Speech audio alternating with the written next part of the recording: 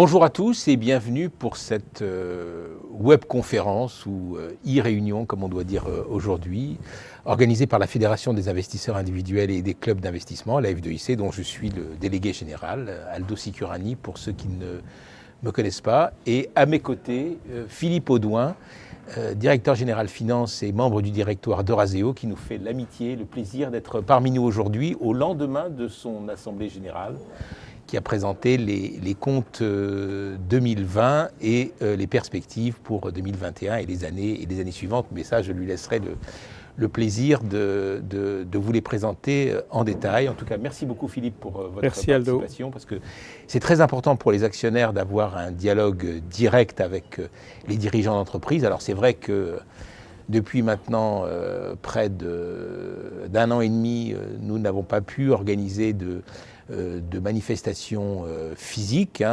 auxquelles Eurazeo participait au moins 2 fois chaque année à nos côtés à travers les villes de France. Alors l'avantage du numérique, c'est que nous pouvons toucher l'ensemble des actionnaires, mais nous ne pouvons pas avoir de dialogue vraiment physique avec vous, et ce que nous le regrettons. Nous avons un programme qui commence à s'organiser pour la deuxième partie d'année. Je vous invite à aller sur le site de la Fédération, sur www.f2ic.fr pour voir les réunions physiques qui vont se dérouler. Nous l'espérons à partir de septembre, si tout le monde est raisonnable et respecte les distances qui nous permettront de reprendre très vite une vie normale. Voilà ce que je voulais vous dire. Alors, ce qui est important aussi, c'est que l'actionnariat individuel redémarre fort en France. Il y a de plus en plus d'actionnaires qui reviennent en bourse, de nouveaux actionnaires, des actionnaires plus jeunes. J'espère qu'il y en a un certain nombre parmi nous aujourd'hui. Et c'est vrai que l'environnement est plutôt favorable à la bourse, d'autant plus que les autres placements ont des rendements et un retour pour les investisseurs qui sont plutôt modestes. Donc, et puis, il y a aussi en France un grand nombre de sociétés. Nous avons la chance d'avoir un marché très profond, très diversifié, avec des sociétés locales, des sociétés internationales. Et Eurazeo, finalement, est plutôt bien placé au centre de cet écosystème parce que c'est un investisseur, c'est un dénicheur de talents et qui permet d'avoir une vue, finalement, un spectre large de comment fonctionne l'économie, comment fonctionnent les entreprises et comment on peut en retirer de la valeur pour ceux qui investissent dans ces entreprises. Donc Philippe, je vous laisse maintenant la parole pour présenter ce groupe dont vous dirigez les destinées financières depuis maintenant un certain nombre d'années. Merci Aldo.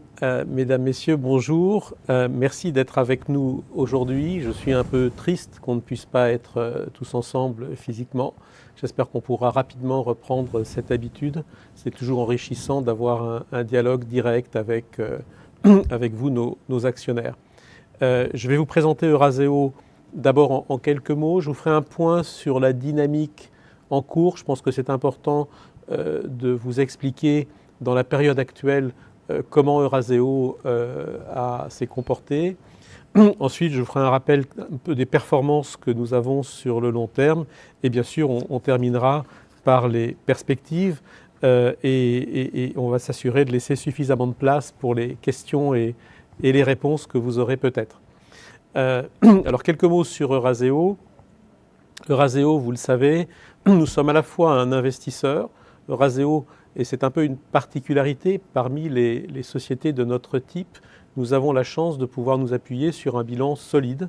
Nous avons aujourd'hui environ 7 milliards d'euros d'actifs sur le bilan d'Eurazeo. Mais nous sommes aussi un gestionnaire d'actifs. Nous avons un nombre important de partenaires investisseurs qui nous confient leur argent pour que nous le gérions pour eux, aussi bien des investisseurs français qu'étrangers, d'un peu partout dans le monde. Et c'est une activité que nous avons fortement développée. Nous y reviendrons au cours de la période récente. Nous investissons cet argent dans trois grandes classes d'actifs.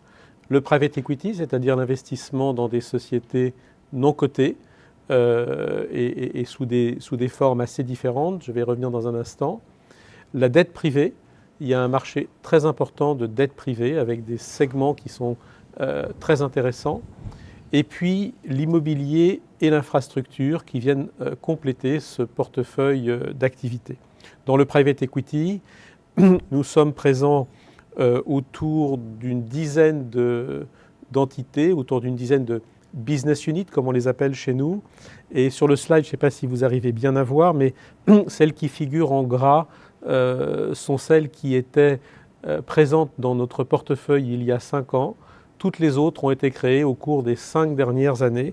Donc ça vous donne une idée de la dynamique de notre groupe au cours de la période récente. L'autre point que je voudrais signaler sur cette page, c'est le fait que le private equity, bien sûr, se taille la part du lion.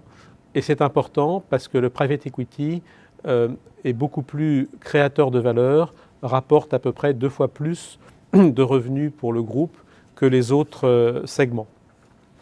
Nous sommes aujourd'hui un groupe très diversifié, donc Aldo l'évoquait à l'instant.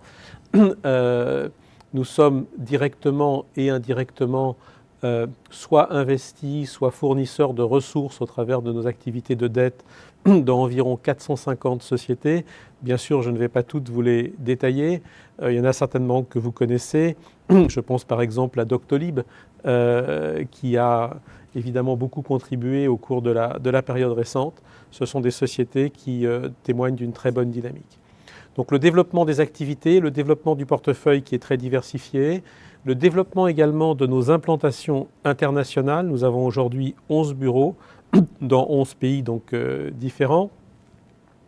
Nous avons investi aujourd'hui plus d'1 milliard d'euros dans 11 investissements aux États-Unis. C'est un bureau que nous avons créé il y a 4 ou 5 ans seulement. Donc c'est un très très bon démarrage. Et puis ces bureaux, ils sont importants pour nous parce que aux États-Unis, bien sûr, nous investissons en direct aux États-Unis, mais dans d'autres géographies, pour le moment, nous n'investissons pas en direct, nous investissons au travers des sociétés dans lesquelles nous sommes déjà investis. Et ces bureaux ont pour objectif d'aider nos entreprises à se développer dans ces géographies. Nous avons par exemple une équipe très senior en Chine, à Shanghai, et pour une entreprise de taille moyenne européenne, pouvoir s'appuyer sur une équipe très senior pour pénétrer, pour regarder et ensuite pour pénétrer, le cas échéant, le marché chinois, c'est une aide qui est extrêmement importante. Alors un mot sur notre modèle. Ce modèle où on combine, et encore une fois c'est un modèle qui est assez peu répandu, où on combine à la fois un investissement sur notre propre bilan avec la gestion d'actifs pour compte de tiers, est un modèle qui est très créateur de valeur pour l'actionnaire d'Eurazeo. Sur la partie que nous investissons pour le bilan d'Eurazeo, nous allons bien sûr développer l'entreprise dans laquelle nous avons investi. Et puis lorsque nous la céderons, ça générera des plus-values qui reviendront in fine à l'actionnaire d'Eurazeo. La partie que nous gérons pour compte de tiers, et souvent c'est dans la même entreprise, souvent dans beaucoup de nos stratégies, que ce soit Eurazeo Capital, Eurazeo PME dans les segments Upper Mid Cap ou petit plutôt PME, pour chaque nouvel investissement, une part est investie à partir du bilan d'Eurazeo et une part est investie pour compte de tiers. Et la part investie pour compte de tiers nous économise notre bilan, mais nos partenaires investisseurs payent à Eurazeo des management fees et des performance fees. Et ces management fees et performance fees viennent s'ajouter à la plus-value que nous faisons sur la part investie par le bilan pour augmenter le retour pour Eurazeo. Autre caractéristique importante, et on va sauter le slide suivant et on y reviendra juste après. Autre caractéristique importante, Eurazeo a un engagement de long terme en matière de responsabilité sociale d'entreprise.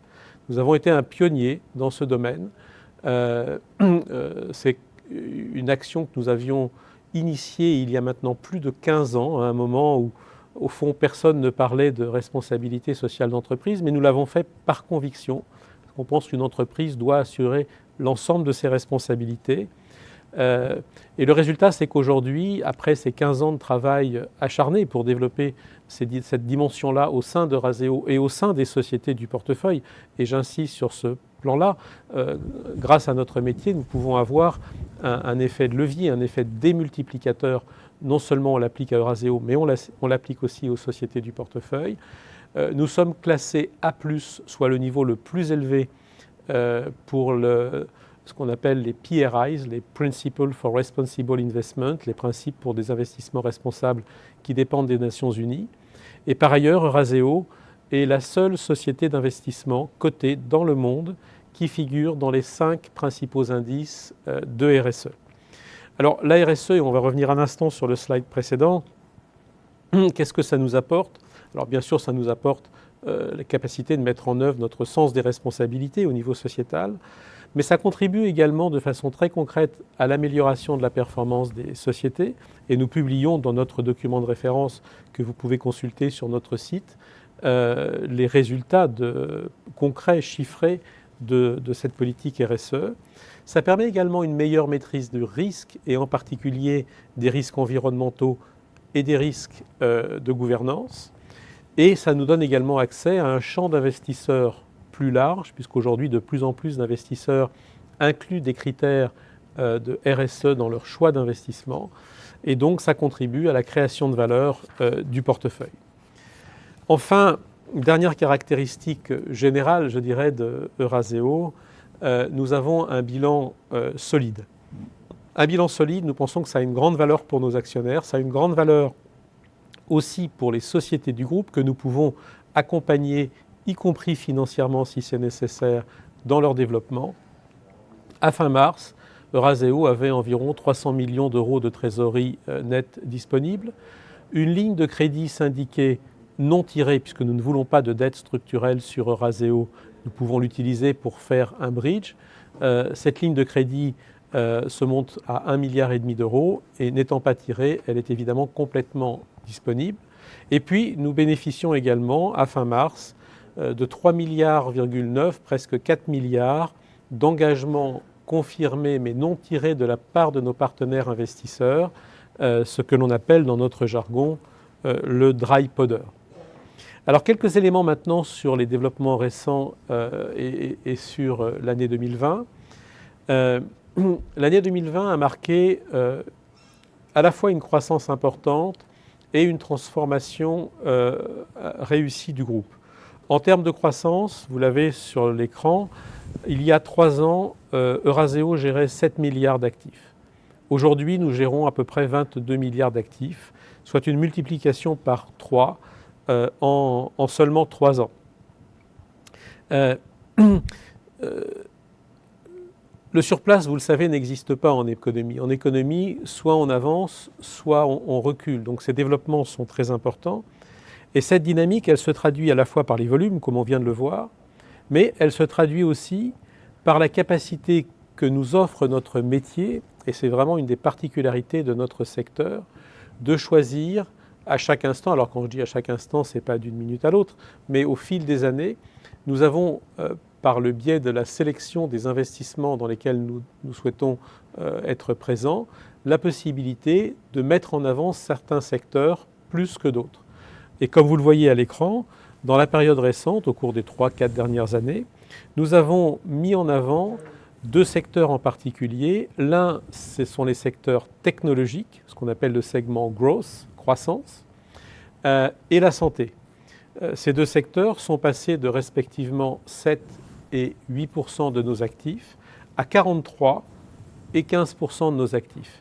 Et ça, c'est très important parce que l'an dernier, en 2020, en dépit de la situation compliquée que l'économie a pu traverser, nos sociétés du segment growth, collectivement, en moyenne, ont publié un chiffre d'affaires en croissance de 45% sur l'année. 2020 a été, je le disais tout à l'heure, une bonne année pour nous. Sur certains de nos critères les plus importants, ça a même été une année record. En matière d'actifs sous gestion, nous sommes passés de 18,8 à 21,8 milliards, une croissance de 16% en un an. 21,8 milliards, c'est le niveau le plus élevé jamais atteint par nos actifs sous gestion. Deuxième élément, cette croissance des actifs sous gestion, elle est en partie tirée par ce qu'on appelle les levées de fonds, c'est-à-dire la commercialisation de nos produits auprès de nos partenaires investisseurs. Et là, nous sommes passés de 2,4 milliards en 2019, qui était déjà une année record, à 2,9 milliards, une croissance de 19% en 2020. Là encore, il s'agit d'un record. Puis enfin, l'actif net réévalué par action a lui aussi progressé, encore une fois en dépit de la situation, de 6,3% pour atteindre 85,4 € par action.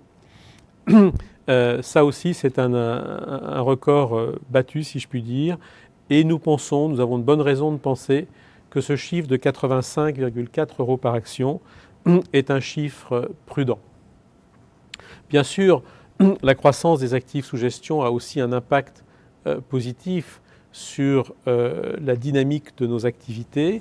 Les commissions de gestion, donc ce que nous payent nos limited partners pour que nous gérions leurs actifs, ont progressé de 13% à 243 millions d'euros l'an dernier.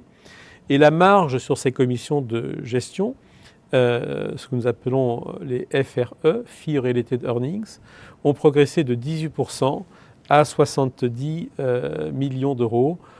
Et nous pensons que ces chiffres vont continuer de progresser dans la période à venir, en fonction évidemment du rythme des levées de fonds.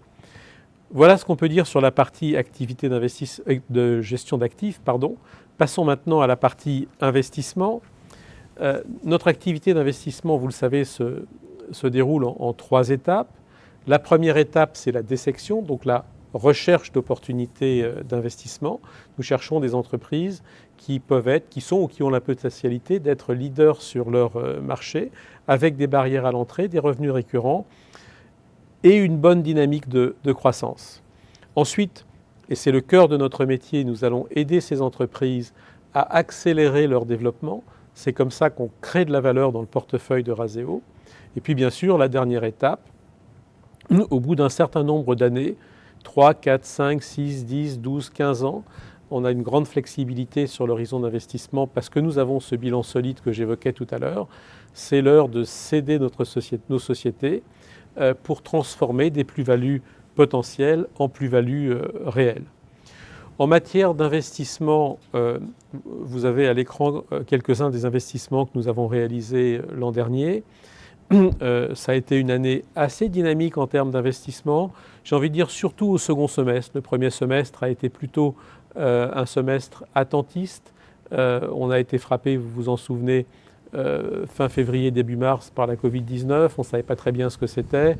Le 16 et 17 mars, on est rentré dans le confinement jusqu'au 11 mai. Donc le premier semestre a été plutôt un semestre d'attente, mais par contre une reprise de l'activité d'investissement assez sensible au second semestre. Et pour les sorties, c'est la même chose. Nous avons au deuxième semestre réalisé quelques très belles sorties. Vous avez à l'écran les 4 sorties que nous avons faites sur le bilan, 2 dans notre segment Upper Mid Cap dans le domaine du private equity et 2 dans le domaine des actifs immobiliers. Les 2 que nous avons faites en matière de private equity ont été faites avec des multiples cash on cash, c'est-à-dire le rapport entre l'argent investi et l'argent que nous avons retiré, compris entre 2,1 et 4,1 fois, et des taux de rendement internes annuels de 25% dans un premier cas et 38% dans l'autre. Sur le segment immobilier, nous avons cédé 2 actifs. Le premier avec 2,2% de multiple cash on cash et 18% de TRI annuel. Et le second, qui est une chaîne de cliniques dans le centre de la France, avec un multiple cash on cash de 3,2 fois et un TRI de 48%. Ce dernier étant signé, mais pas encore définitivement closé. Il devrait être closé dans les semaines à venir. D'où vient la création de valeur? Et ça, je crois que c'est un point très important. D'où vient la création de valeur dans nos investissements? J'ai repris les 2 exemples qu'on vient de voir, Iberchem chez Eurazeo Capital et C2S chez Eurazeo Patrimoine.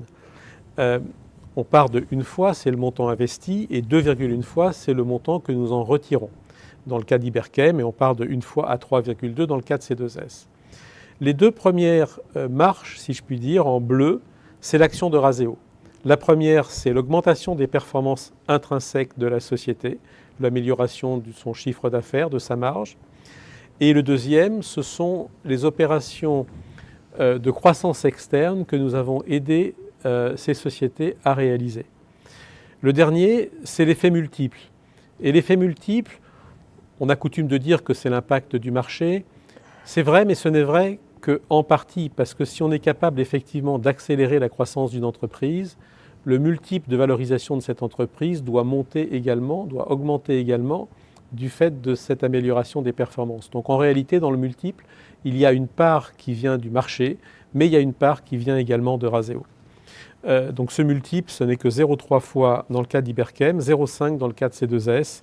Donc ça montre bien l'impact de Razeo dans la création de valeur de ces sociétés. C'est ce qu'en matière financière, on appelle l'alpha de Razeo. C'est ça notre cœur de métier. Je disais tout à l'heure que notre actif net réévalué était prudent, et c'est bien sûr le cas. Et chaque sortie est une occasion de le vérifier, parce que chaque sortie permet de révéler une part de valeur cachée dans l'actif net réévalué de Razeo. Vous avez à l'écran, sur les 5 dernières années, 2016, 17, 18, 19 et 20, la part de valeur cachée qui a été révélée par les sorties de notre portefeuille.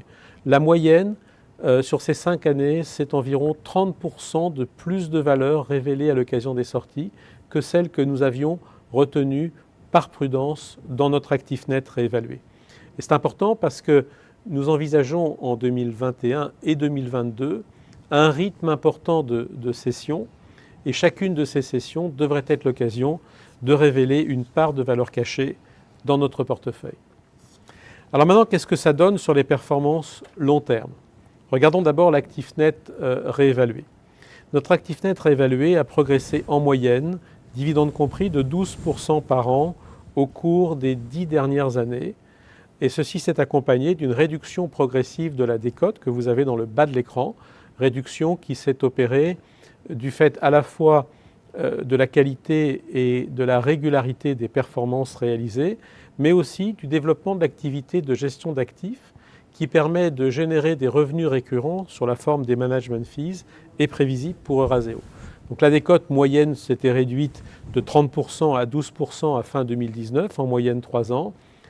La crise a conduit à une augmentation de la décote qui peut être effectivement une opportunité pour nos actionnaires pour se repositionner.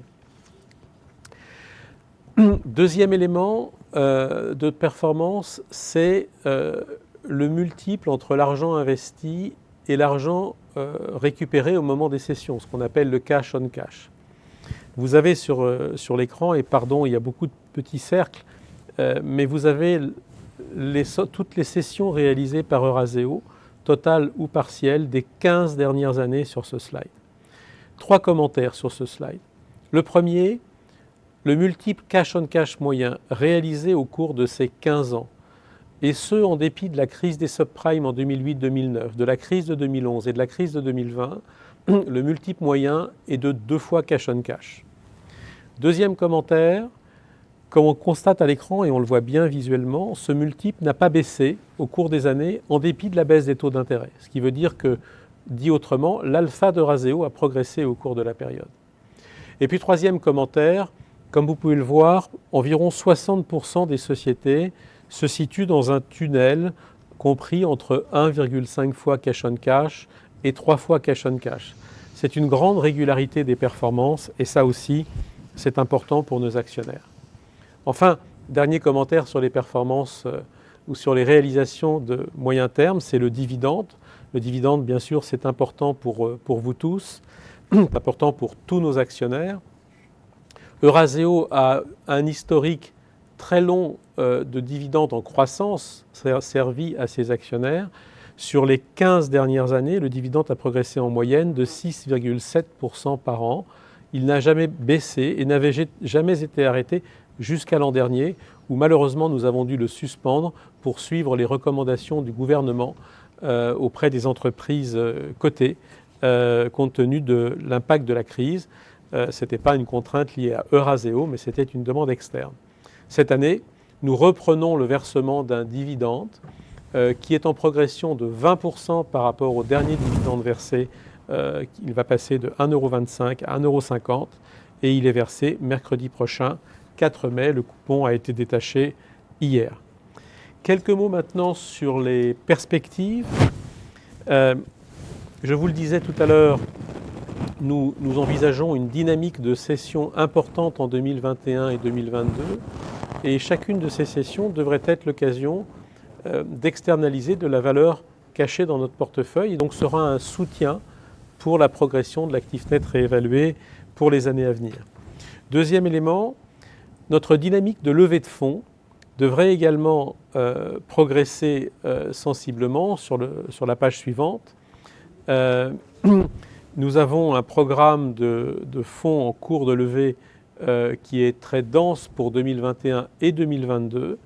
Et nous pensons que sur la moyenne 2021 et 2022, je dis la moyenne parce qu'en fonction des dates de closing des fonds, ça peut passer sur 2021 ou sur 2022. Donc la moyenne 2021-2022 devrait battre le record historique que nous avons réalisé en levée de fonds en 2020. Enfin, en matière d'actifs sous gestion, et comme nous l'avons annoncé à notre Assemblée générale avant-hier et plus précédemment à notre réunion investisseurs, nous considérons que nous sommes sur une trajectoire de doublement des actifs sous gestion sous un horizon de 5 à 7 ans. Donc les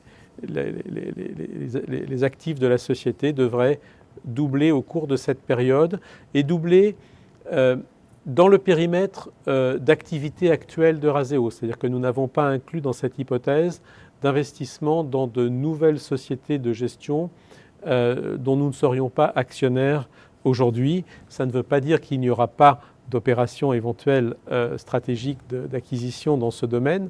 Nous continuons évidemment de regarder les opportunités, mais ça viendrait en plus de ce plan-là. Voilà, donc en conclusion, qu'est-ce qu'on peut retenir? D'abord une croissance et un élargissement de notre horizon d'investissement avec de nouvelles divisions d'investissement, la hausse de nos revenus récurrents et le dynamisme de l'activité de gestion d'actifs. Voilà, j'espère que je n'ai pas été trop long, j'ai pris un petit peu moins d'une demi-heure et nous laissons maintenant la place aux questions. Merci Philippe, écoutez, ça a été parfait.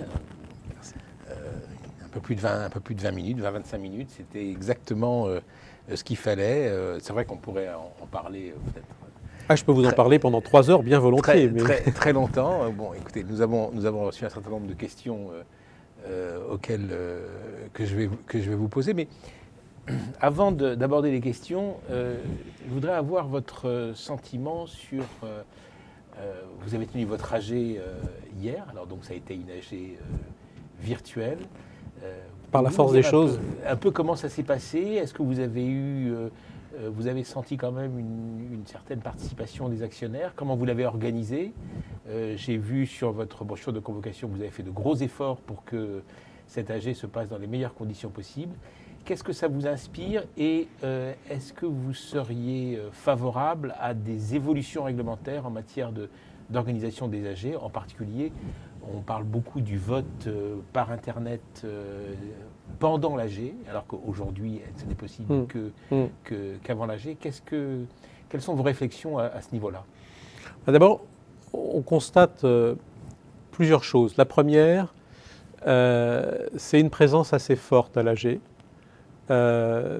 Et une présence qui continue, parce que l'AG, on peut y accéder en replay sur le site internet, et donc on constate qu'il y a pas mal d'actionnaires ou d'investisseurs ou de gens intéressés qui se connectent a posteriori et qui revoient l'AG également a posteriori. Ça donne, je dirais, une forme de flexibilité. La deuxième chose, c'est quand même un vrai dynamisme. On a eu pas mal de questions pendant l'AG, donc on a au moins, j'ai envie de vous dire, autant de questions dans une AG virtuelle que dans une AG physique. Évidemment et malheureusement, on n'a pas le contact avec nos actionnaires pendant l'AG ou après à l'occasion du cocktail, et ça on le regrette beaucoup. C'est la même préparation en fait. Je vais vous dire, une AG virtuelle et une AG physique, pour nous, c'est la même chose. c'est autant de travail, de préparation. Et donc on aimerait bien qu'on puisse retrouver rapidement, j'espère peut-être l'année prochaine, ce contact avec les actionnaires individuels. Après, c'est vrai que pour certains, moi j'observe, et on l'avait vu déjà l'an dernier, certains actionnaires qui ne venaient pas à l'AG se connectaient sur les AG virtuels. Donc dans les évolutions réglementaires, et vous les évoquiez, c'est une bonne question, je pense qu'il faudrait qu'on trouve une façon, je ne sais pas comment faire, hein, mais qu'on trouve une façon d'avoir le meilleur des deux mondes, c'est-à-dire pour les actionnaires qui souhaitent venir en présentiel pouvoir être là, mais pour ceux qui préfèrent continuer de regarder une assemblée générale sans avoir à se déplacer ou à un horaire qui leur convient de façon plus pratique. Encore une fois, je pense qu'il faudrait pouvoir conserver les deux aspects. Après, sur le vote, on a été, nous, un des premiers utilisateurs de Vote Access, qui effectivement permettait le vote en ligne. Alors, avant l'AG, bien sûr, mais malgré tout, c'était déjà une première évolution que de permettre le vote en ligne plutôt qu'un vote classique par correspondance pour ceux de nos actionnaires qui ne pouvaient pas se déplacer. On serait très heureux d'avoir un vote pendant l'AG. Il faut juste que les conditions à la fois de sécurité et puis de coût aussi, parce que ces outils-là sont quand même très coûteux, puissent nous permettre de le faire à ce moment-là. D'accord.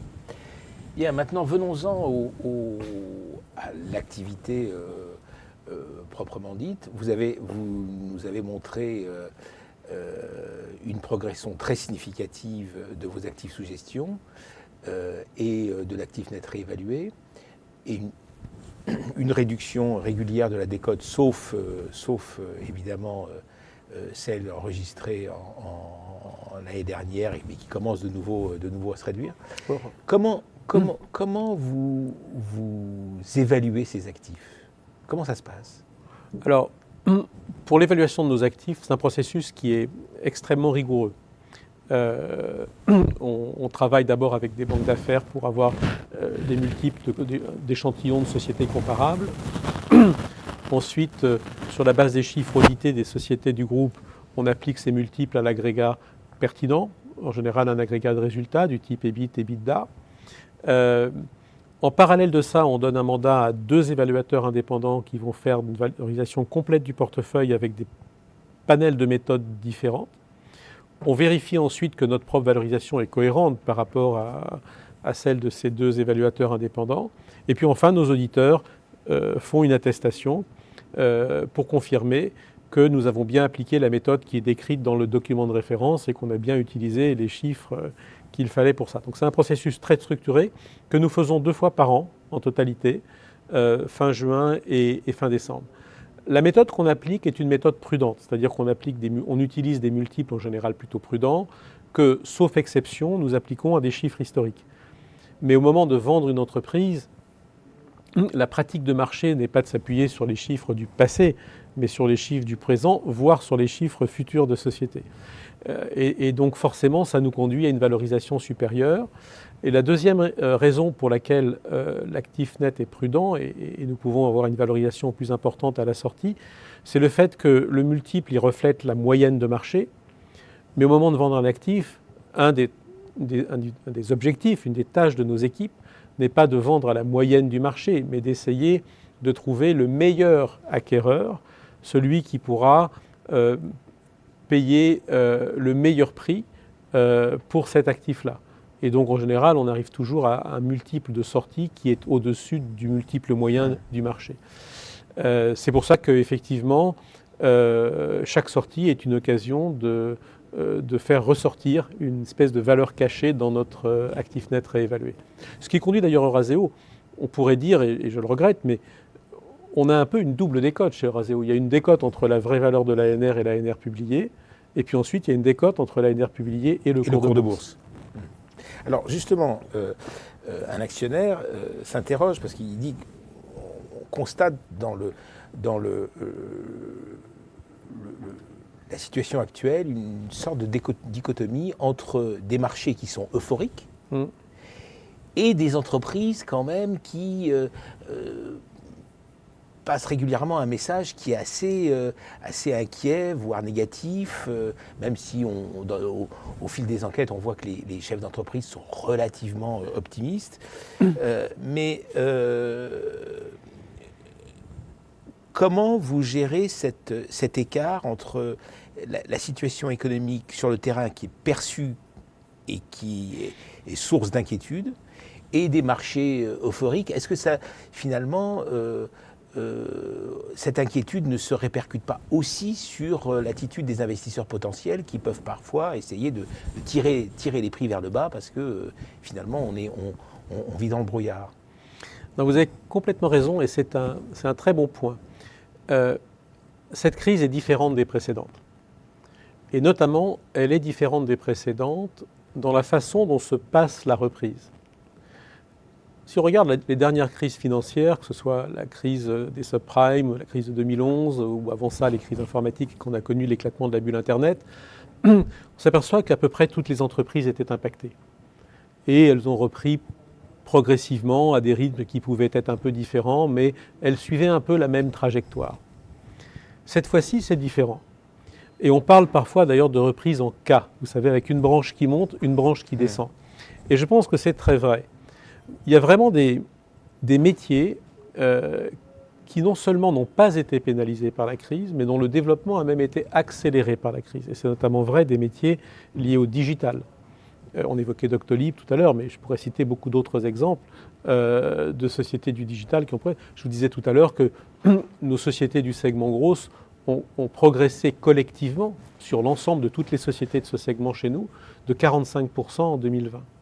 Donc vous avez des sociétés qui ont une forte progression.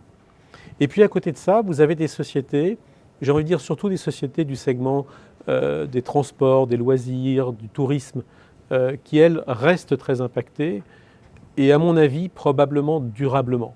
La reprise sera très lente. Je crois d'ailleurs que le président d'Aéroports de Paris voyait un retour à la normale quelque part entre 2025 et 2027. C'est pas le référendum qui a torpillé son introduction en bourse. Non, je ne sais pas, mais... C'est la Covid-19 probablement. Et donc effectivement, ce qu'on voit dans le marché, ce sont des choses très contrastées, et c'est un peu ce que vous venez de dire, et je pense que ça complique pour un actionnaire, pour un investisseur, ça complique le fait de pouvoir se faire une conviction sur où est-ce qu'on en est. Et je pense que la bonne solution, c'est de vraiment regarder secteur par secteur ou entreprise par entreprise comment se passe la reprise, quel est l'impact ou quels sont les impacts des évolutions de l'environnement et des marchés sur cette entreprise-là. Alors, ça m'inspire une question quand même sur vos processus d'investissement. Comment faites-vous? Parce qu'il doit y avoir quand même... vous investissez beaucoup en Europe, mais vous avez quand même des bureaux en Amérique latine, aux États-Unis, en Chine. D'abord, à quoi vous servent ces bureaux en dehors de votre zone d'investissement de prédilection? Et puis surtout, comment on choisit les bons dossiers? Est-ce que vous êtes sollicité ou est-ce que c'est vous qui allez les chercher? Comment ça se passe? Alors il y a un peu des deux, mais en général c'est quand même plutôt nous qui allons les chercher. La situation actuelle, il y a beaucoup d'argent sur le marché, et donc les prix sont plutôt élevés. Et donc dans un environnement de prix élevé, c'est absolument indispensable de pouvoir être très sélectif dans sa stratégie d'investissement. Nous, on est amené à regarder des centaines et des centaines de dossiers tous les ans. Et à la fin de la journée, on en fait moins d'une dizaine. Et pour nous, c'est essentiel d'avoir accès à ce deal flow, à ces opportunités d'investissement très nombreuses, parce que ça nous permet justement d'être sélectifs. Et on a mis en place des process avec des comités d'investissement dans chaque business unit qui permettent le plus tôt possible de couper les investissements dont on pense qu'à la fin, ils ne nous intéresseront pas ou peut-être ils partiront trop cher parce qu'il faut savoir rester raisonnable sur les prix. Donc, on doit effectivement, dans ce marché-là, pouvoir rester très sélectif sur les investissements réalisés. Mais on trouve quand même quelques belles opportunités. La preuve, on a fait effectivement encore en 2020 quelques très beaux investissements. Et puis derrière, on accélère le développement de ces investissements. On a racheté par exemple une très belle société dans le domaine de la propriété intellectuelle qui s'appelle Questel en fin d'année dernière, au mois de décembre. Nous sommes 4 mois plus tard. On a déjà fait 3 build-up, 3 opérations de croissance externe, dont une très significative chez Questel, qui double pratiquement la taille de la société. Et bien sûr, avec beaucoup de synergies développées entre-temps entre ces différentes activités. Donc voilà un petit peu comment on procède. Voilà quel est l'impact pour nous de cette situation. Mais il y a effectivement...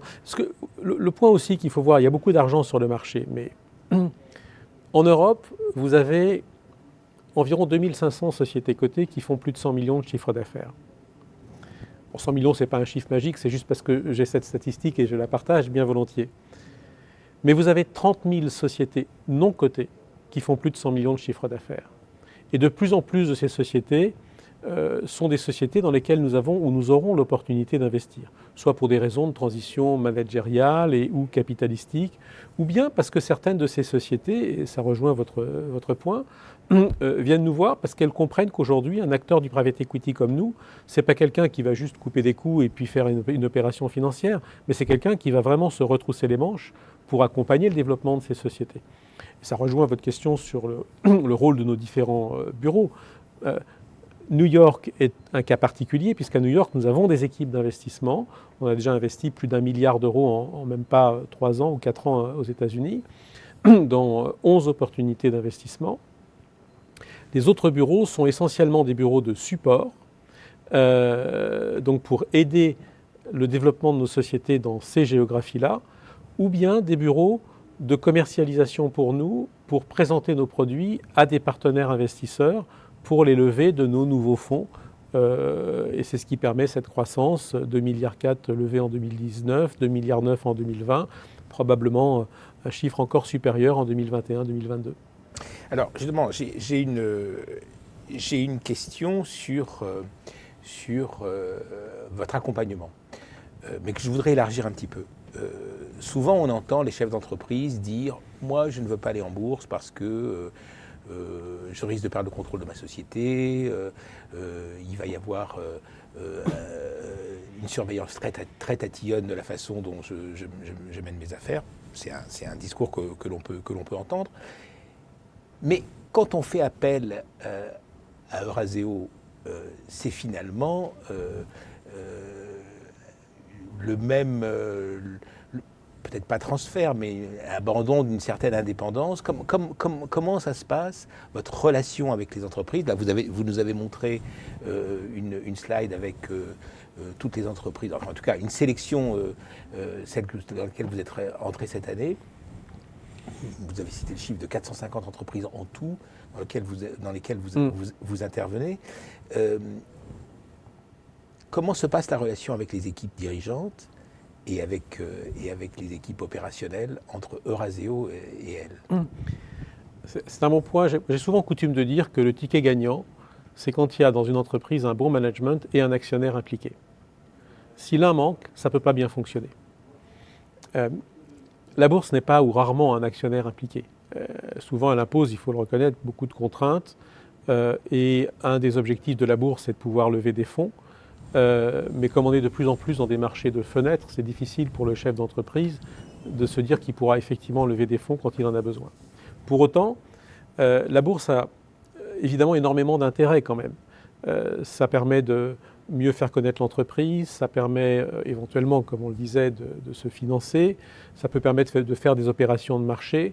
Ça lui donne un prix public. Ça lui donne un prix public, encore qu'on pourrait parfois se poser des questions sur ce prix public, mais oui, ça donne un prix public.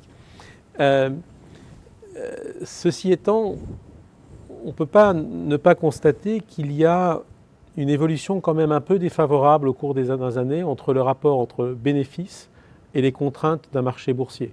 Et ce n'est pas pour rien qu'au cours des 7, 8, 10 dernières années, les bourses, aussi bien d'ailleurs en Europe qu'aux États-Unis, ont perdu environ 30% en nombre d'entreprises de leurs sociétés cotées.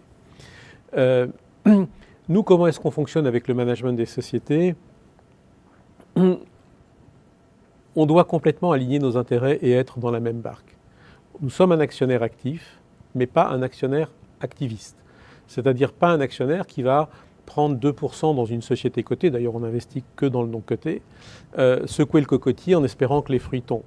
Nous, quand on investit dans une société, c'est après avoir fait ce qu'on appelle des due diligence, c'est-à-dire des études assez approfondies sur la situation de l'entreprise et sur ses perspectives, sur son positionnement stratégique, sur son environnement concurrentiel. Ça nous permet d'élaborer un plan de développement avec des objectifs précis, aussi bien en termes de chiffres qu'en termes d'actions. Et nous partageons ces plans de développement, nous partageons ces objectifs avec le management des sociétés. Donc on se met d'accord, on a la même feuille de route, et ensuite tout le monde va se retrousser les manches, et chacun va apporter ce qu'il peut à l'entreprise, le management comme l'actionnaire, pour aider cette société à construire et à réaliser ce développement et la création de valeur, bien sûr, qui va avec. Donc vous voyez, c'est quelque chose qui est très partenarial entre Eurazeo et le management des sociétés. Et quel pourcentage moyen vous investissez? Ça s'interroge un actionnaire qui vient justement de poser cette question en nous écoutant. Est-ce que c'est 20%, 30%? Est-ce que systématiquement vous cherchez à avoir une majorité de contrôle? Comment ça se passe? Alors, ça dépend un peu des stratégies d'investissement. Dans nos stratégies les plus classiques, dans le segment lower mid cap ou upper mid cap, en général, on prend le contrôle des sociétés. C'est-à-dire qu'on devient l'actionnaire majoritaire dans les sociétés. On fait toujours une place au management. C'est important que le management soit investi à nos côtés dans les sociétés. C'est lui qui connaît la boutique quand même. Bien sûr. Ensuite, il peut y avoir des cas où on n'est pas majoritaire, mais un minoritaire important. Dans ce cas-là, c'est toujours avec un pacte d'actionnaires qui organise, je dirais, la gouvernance de la société. Dans d'autres secteurs, comme le venture par exemple, ou le segment grosse, là, l'entrée dans les sociétés se fait classiquement par le biais de ce qu'on appelle des tours de table. Donc vous avez plusieurs investisseurs spécialisés dans ces segments-là. Et dans ce cas-là, on est effectivement minoritaire dans les sociétés. Et vous nous avez cité tout à l'heure l'effet multiplicateur moyen, 2,1 je crois. Autour de 2 fois. Ouais. Autour de 2 fois. Vous n'avez pas donné la durée? Alors, la durée moyenne, c'est entre 4 et 6 ans, je dirais, mais avec une fourchette qui peut être assez large en termes de durée, parce que justement, comme nous avons un bilan important, on peut se permettre d'accompagner les sociétés dans la durée. Notre cycle de production, c'est la recherche, le développement et la cession d'une entreprise. Ce cycle de production, c'est un cycle long. Et s'il faut du temps pour transformer une entreprise, on peut être là pendant longtemps dans une entreprise. Chez Moncler, par exemple, on avait investi en 2011, on a cédé la dernière tranche en 2019 et on fait environ 5 fois cash on cash notre investissement sur Moncler. Mais on a pu accompagner cette entreprise dans la durée et transformer, changer beaucoup de choses dans cette entreprise. Donc je vous dis la durée moyenne, c'est disons autour de 5 ans, pour faire simple, mais avec une flexibilité qui dépend de la réalité de chacune des entreprises. Alors on va changer un peu de sujet parce que vous nous avez fait une présentation sur l'investissement socialement responsable, les critères ESG. Quelle importance... attendez, ma tablette s'est éteinte. Voilà. Un actionnaire veut savoir quelle importance ces critères ont dans vos choix d'investissement. Et moi, j'aimerais savoir, à titre personnel, quelle valeur vous donnez à ces critères. Parce qu'on constate quand même à la fois que les actionnaires individuels, les investisseurs en général, sont très sensibles à l'ESG. Parfois même, ça peut être pour des sociétés de gestion une contrainte. Mais en même temps, une très grande hétérogénéité de ces critères. On ne sait pas très bien d'où ils sortent, qui les fixe, comment on les applique. C'est un vrai sujet. C'est un vrai sujet et c'est pour nous un facteur de complexité. Je vais d'abord répondre à votre première question. Comment on applique les critères ESG Première étape, je dirais, nous avons des secteurs d'exclusion. On n'investirait pas dans l'armement, dans les jeux, dans l'alcool, dans des sujets comme ça. Ou dans le charbon, par exemple, vous voyez, ou des choses comme ça. Ensuite, mais dans une société qui a des activités charbonnières, mais dont elle est en train d'en sortir, Alors, on peut regarder, mais il faudrait vraiment qu'on ait une feuille de route court terme, précise et contraignante pour faire cette exception. Donc ça, c'est un go-no-go ab initio.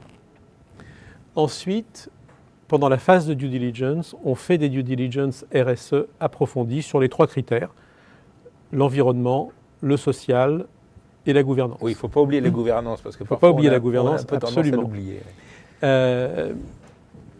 Alors bien sûr, il est rare qu'on trouve une société qui soit au top niveau sur ces critères-là, mais ce n'est pas grave, puisque justement, on va pouvoir l'aider à progresser.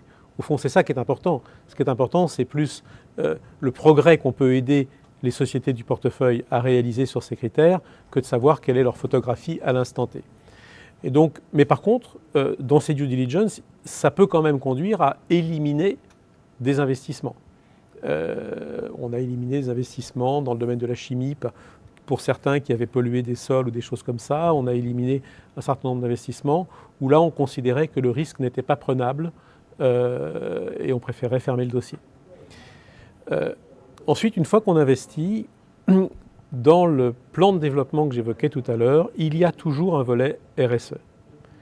On nomme un responsable ou des responsables RSE dans les entreprises. Dans les PME, c'est très rare qu'il y en ait un avant qu'on investisse. On se met d'accord avec le management sur les objectifs que l'on veut atteindre en termes de RSE.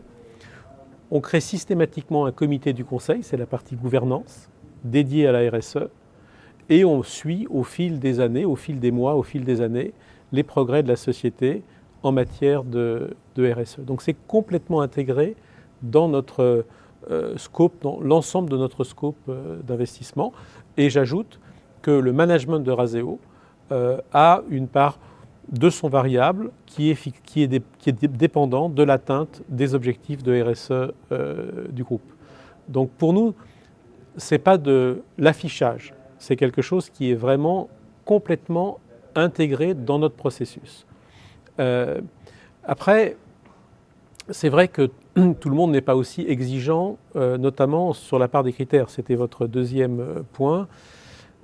D'abord, chacun a ses critères. Donc ça, c'est un vrai facteur de complexité, même s'il faut quand même pouvoir continuer d'avoir un peu de souplesse pour prendre en compte la réalité de chaque entreprise. C'est pas, selon les métiers, les critères pertinents ne sont pas nécessairement les mêmes. Un peu d'homogénéisation nous aiderait beaucoup, parce que moi, j'ai dans mon équipe des gens dont le métier full-time, c'est de répondre à des questionnaires qui sont tous différents et qui sont tous très détaillés de la part d'investisseurs RSE. Je préférais avoir un peu moins de temps consacré à ça et pouvoir dégager plus de temps pour accompagner nos sociétés. Donc un peu de structuration ne ferait pas de mal. Et chez Eurazeo, je vous parlais tout à l'heure de notre nouvelle stratégie RSE qu'on a appelée O+. On a plusieurs objectifs. Un de ces objectifs, c'est la neutralité carbone en 2040. Je ferai 2 commentaires par rapport à ça, parce qu'on parle beaucoup de neutralité carbone. Mais tout le monde n'entend pas la même chose derrière neutralité carbone. Chez Eurazeo, quand on parle de neutralité carbone, on ne parle pas de neutralité carbone au niveau d'Eurazeo. Bien sûr qu'on y sera même bien avant. On parle de neutralité carbone au niveau du groupe Eurazeo, c'est-à-dire Eurazeo plus les sociétés dans lesquelles nous sommes investis. Et en 2040, j'aurai des sociétés dans lesquelles j'aurai investi en 2039, en 2038, en 2037, et sur lesquelles il y aura encore du travail à faire. Donc il faudra que les autres soient devenus encore meilleurs pour compenser celles-là. Et puis deuxièmement, on a choisi comme règle de mesure de la neutralité carbone la règle qui est la plus contraignante du marché, qui s'appelle Science Based Target Initiative, qui comprend non seulement les générations carbone de la société, mais également tous ces intrants, les fournisseurs, le transport, etc., ce qu'on appelle le scope 1, scope 2, scope 3, donc qui est de très loin, et très peu de gens, et dans notre métier, personne aujourd'hui n'a pris ce référentiel, parce que justement, il est très contraignant. Comme nous approchons de la fin de votre intervention, j'ai encore 2 petites questions. La première, elle est plus générale sur Eurazeo. Vous êtes une société d'investissement. Vous investissez pour compte propre, pour Mmh. en fait vos actionnaires, et vous investissez pour compte de tiers. Est-ce qu'il n'y a pas une nécessité de taille dans cette activité d'investissement pour compte de tiers? Est-ce qu'un investisseur ne va pas chercher des sociétés qui ont peut-être, qui ont un bras très long et qui vont pouvoir investir dans des domaines beaucoup plus vastes que vous ne le faites? Est-ce qu'il n'y a pas une concurrence dans ce domaine-là qui est très forte? Si, vous avez raison, la taille compte. La taille compte tout simplement parce que nos clients, nos mandants, eux aussi grossissent, donc ils sont de plus en plus gros. Parfois ils fusionnent, donc ça augmente encore leur taille. Et donc ils préfèrent travailler ou confier de l'argent à des sociétés pour lesquelles ils auront fait beaucoup eux-mêmes de due diligence, beaucoup de recherche, d'analyse de la performance, etc. Mais préfèrent investir dans des sociétés d'une certaine taille pour pas trop émietter le nombre d'entités à qui ils vont confier de l'argent. Donc oui, la taille compte. Et puis je garde la dernière question pour la fin. Bien évidemment, c'est une lapalissade, mais c'est surtout la première qui nous a été posée et qui est tout simplement: quel intérêt pour un particulier d'entrer au capital? Le niveau actuel de l'action n'est-il pas trop élevé? Alors, sur la première partie, quel est l'intérêt?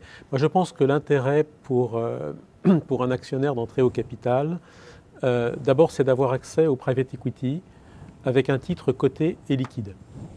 Ça, c'est très important parce que le private equity peut permettre des retours attractifs. Mais classiquement, quand vous investissez dans un fonds, vous êtes engagé pour 10 ans. Donc et puis les montants demandés sont en général assez élevés. On a d'ailleurs dans nos fonds quelques investisseurs particuliers, mais pour des montants qui sont effectivement assez importants. Donc l'intérêt, c'est ça. L'intérêt, je dirais aussi, peut-être sur un plan plus philosophique, notre métier, c'est un métier extraordinaire. Notre métier, ça consiste à accompagner des entreprises dans leur développement. On va créer des emplois, on va garder des centres de décision en France, on va transformer ces entreprises. Donc c'est aussi un peu de contribuer à l'économie nationale par ce biais-là. Après, le niveau du cours, la meilleure réponse que je peux vous faire là-dessus, c'est de dire, notre ANR publié est prudent, et je suis assez confiant dans le fait de dire ça aujourd'hui. Et deux, malgré tout, la décote s'est recreusée. On est passé de 12 à 20% de décote aujourd'hui. Donc je pense que ça caractérise une action qui est, je ne dirais pas qu'elle n'est pas chère, c'est toujours difficile de dire ça, mais en tout cas, elle n'est pas du tout déraisonnable. Très bien. Écoutez, merci beaucoup Philippe. On va s'arrêter là. Nous avons tenu notre engagement d'1 heure. Je vous remercie. Je remercie tous ceux qui sont restés et qui se sont connectés et qui sont restés parmi nous. On va vous envoyer de toute façon très rapidement le lien pour que vous puissiez avoir la rediffusion de cette intervention. N'hésitez pas à la partager auprès de tous ceux que vous savez être intéressés par les marchés financiers, l'investissement dans l'entreprise et pourquoi pas Eurazeo. Nous-mêmes, nous la rediffuserons sur notre site internet. Eurazeo, je présume, le fera également. Merci beaucoup, bonne fin de journée et puis à bientôt. Merci Aldo et merci à vous tous d'avoir été présents avec nous aujourd'hui. Je vous invite pour la prochaine édition de ces réunions.